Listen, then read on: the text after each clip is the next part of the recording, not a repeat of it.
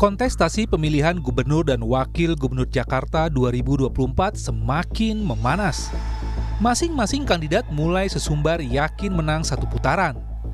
Pasangan calon gubernur dan wakil gubernur Jakarta, Ridwan Kamil Suswono atau Rido, menargetkan menang satu putaran di Pilkada Jakarta pada 27 November 2024.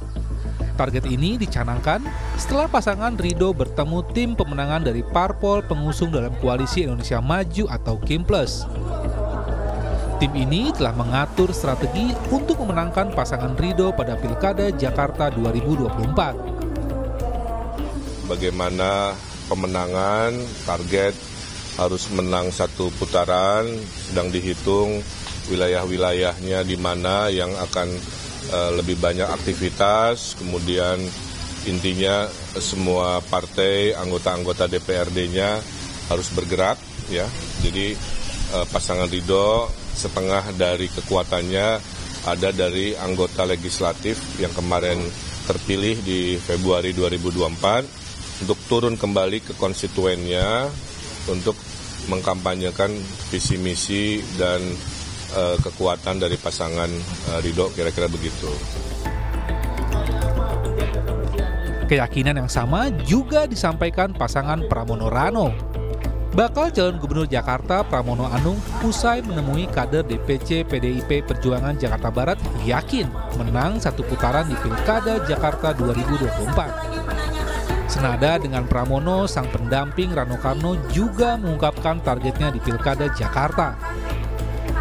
Rano bersama Pramono ingin merangkul pemilih di Jakarta untuk bisa bersama-sama memenangkan dalam satu putaran saja. Ya, semua yang bertanding harus yakin dengan satu putaran. Kalau enggak, ya ngapain kita bertanding kan gitu ya. Sama, kita juga target satu putaran. Setiap kita pasti harus mencapai satu. Kalau dua capek, ngos-ngosan. Semua kita berusaha. Makanya kita gerakan masyarakat gitu.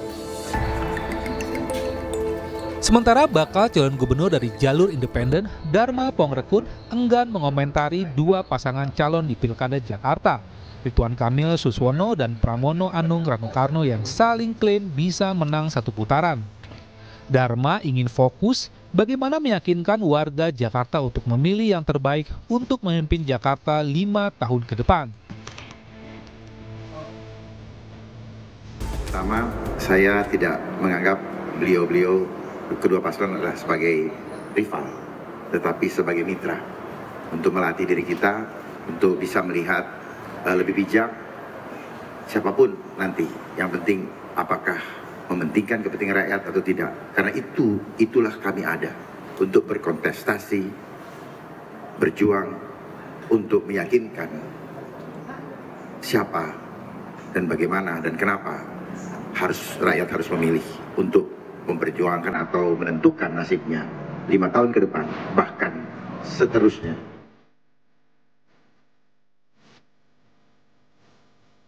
Pilkada Jakarta 2024 akan diikuti 3 pasangan calon. 2 diusung parpol, yaitu pasangan Ridwan Kamil Suswono dan Pramono Anung Rano Karno. Serta 1 dari jalur independen, Dharma Pongrekun Kunwardana. Dari ketiga paslon, pasangan Dharma Pongrekun dan Kunwardana dinilai lemah dari sisi dukungan, sehingga peluang satu putaran di Pilkada Jakarta dianggap lebih besar ketimbang 2 putaran. Tim Liputan, Kompas TV.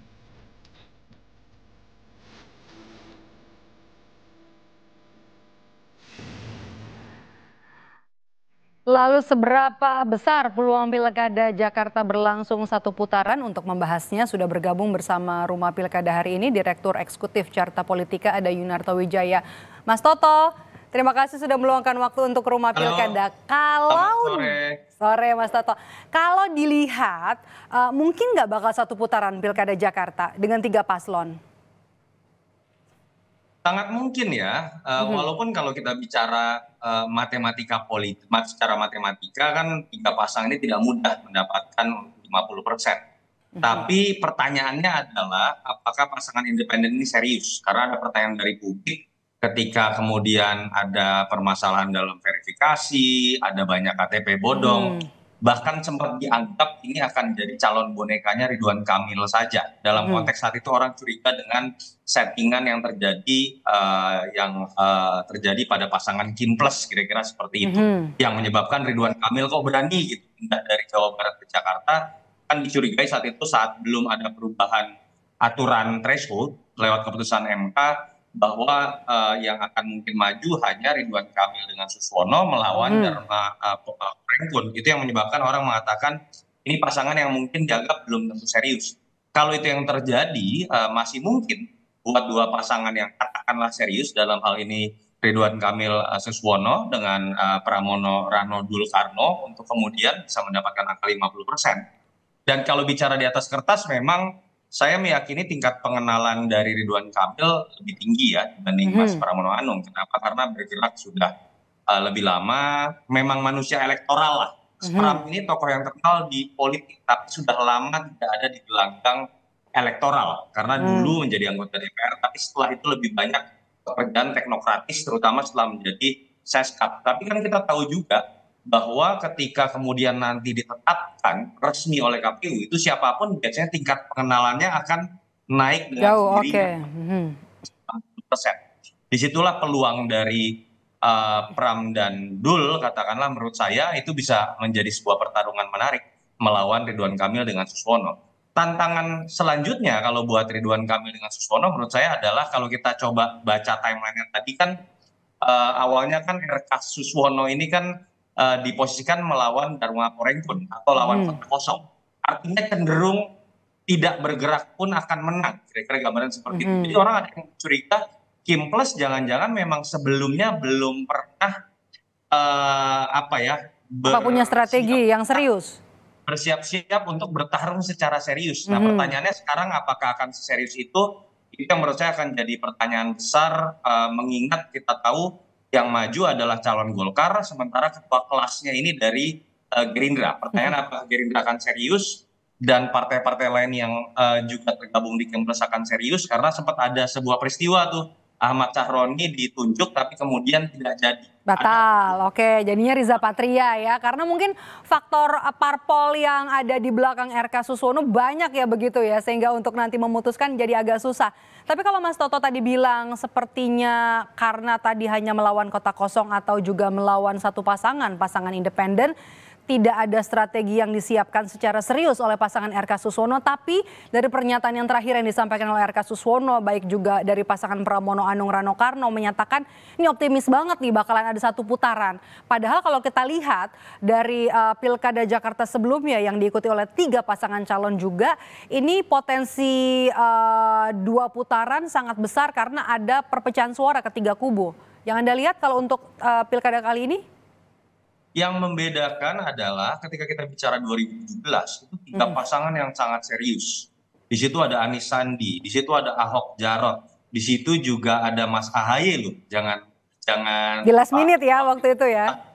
Itu pasangan yang serius sekali menurut saya, sehingga tidak mengagetkan bahwa saat itu kita juga sudah bisa menduga hampir bisa dipastikan akan 2 putaran. Sebelumnya ketika Pak Jokowi dengan Ahok menang 2012 itu lebih banyak lagi, ada 5 pasang, sehingga hampir bisa dipastikan akan 2 putaran. Nah, itu yang saya sebutkan di awal adalah akan bergantung pada keseriusan dari Dharma Kun ini. Pasangan independen ini betul-betul pasangan yang memang ingin bertarung, atau memang ternyata sesuai dengan prediksi atau kecurigaan sebagian kalangan masyarakat, tadinya disiapkan hanya dalam konteks menggantikan kota kosong ya. Itu yang menurut saya akan menentukan bagaimana peluang dari 1 putaran atau 2 putaran nanti ke depan.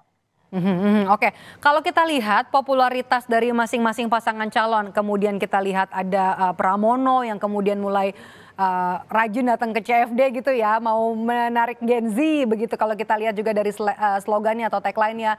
Kemudian juga ada RK, kemudian juga ada Dharma Pongrekun. Kalau misalnya kita lihat apa yang sudah dilakukan oleh masing-masing pasangan calon dengan popularitas mereka masing-masing, apakah kemudian bisa mengkatrol pamor mereka kemudian kepada warga Jakarta? Tugasnya akan berbeda ya. Kalau berbicara mengenai Pramono Anung Dul, lalu kemudian Dharma Kun, itu memang masih lebih punya ruang gerak untuk melakukan berbagai kreativitas untuk mengenalkan dirinya. Karena terutama untuk sosok Mas Pram, Dharma Kun, itu mungkin tingkat pengenalannya belum setinggi dari RK. Ridwan Kamil misalnya. Kalau kita coba terka Ridwan Kamil, saya meyakini sudah di atas 90% tingkat pengenalannya, karena memang dia tokoh tokoh elektoral, walaupun ada di Jawa Barat, ya. Dan Mas Pram tadi kita tahu manusia panggung belakang, tetapi itu kabar baik buat Ridwan Kamil dalam kondisi sekarang. Tapi kalau kita berbicara mengenai peluang dalam 2 bulan ke depan, tokoh yang biasanya tingkat pengenalannya masih rendah, itu malah lebih punya peluang menaikkan elektabilitas. Karena ketika mereka memasang baliho pun, itu kan masih punya efek untuk tingkat pengenalan. Dan ketika tingkat pengenalan naik, itu punya efek juga untuk tingkat elektabilitas. Sementara untuk Ridwan Kamil, dia harus langsung lompat pada tingkat mengenal, tingkat kesukaan, bukan lagi bicara mengenai tingkat pengenalan. Jadi kalau bicara misalnya Ridwan Kamil pasang baliho atau billboard dengan Pramono Anung dan Dharma memasang billboard, itu akan lebih punya efek adalah Pramono Anung dengan Dharma. Nah, yang berbeda memang adalah untuk Pramono Anung, sosok dulnya ini, Rano Karnonya ini mungkin bisa menjadi akselerator. Karena kalau kita lihat dengan sepak terjangnya, dia tokoh nasional di dunia ini. Lalu nama besar dul ini kan memang dianggap sebagai milik orang Jakarta. Betawi, oke. Atau ketiga pasangan ini. Oke, kalau kita bahas soal kebijakan populis ini sepertinya belum bisa disampaikan, tidak sejalan dengan apa yang disampaikan kalau optimisme dari RK Suswono dan juga Pramono Rano kalau nanti bakalan satu putaran. Sementara kan kalau kita berkaca nih ya pada Pilpres 2024